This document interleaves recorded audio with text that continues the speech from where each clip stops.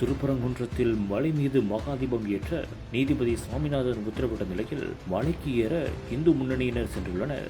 அப்போது காவல்துறையினர் அவர்களை தடுத்து நிறுத்தியதால் அங்கு பெரும் பரபரப்பான ஒரு சூழல் ஏற்பட்டது.